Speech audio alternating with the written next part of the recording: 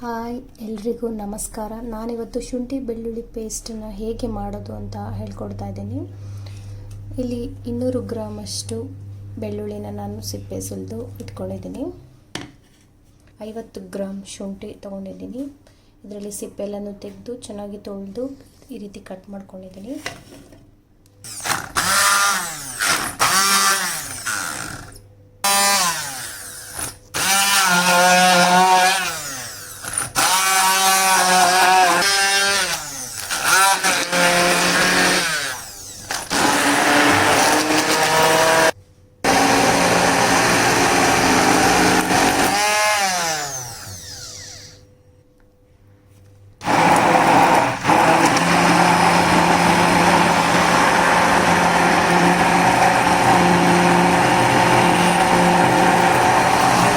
ನೋಡಿ ಹೇಗೆ ಎಷ್ಟು ಸ್ಮೂತಾಗಿ ಬಂದಿದೆ ಪೇಸ್ಟ್ ಅಂತ. ಸೇಮ್ ಅಂಗಡಿಯಿಂದ ತಂದು ಮಾಡುವಂಥ ಶುಂಠಿ ಬೆಳ್ಳುಳ್ಳಿ ಪೇಸ್ಟ್ ಥರನೇ ಇರುತ್ತೆ.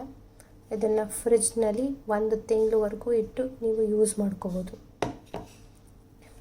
ಈ ವಿಡಿಯೋ ನಿಮಗೆ ಇಷ್ಟ ಆಗಿದ್ದರೆ ನೀವು ಮನೇಲಿ ಟ್ರೈ ಮಾಡಿ ಹೇಗಿತ್ತು ಟೇಸ್ಟ್ ಅಂತ ಕಮೆಂಟ್ನಲ್ಲಿ ಹೇಳಿ ನನಗೆ. Thank you.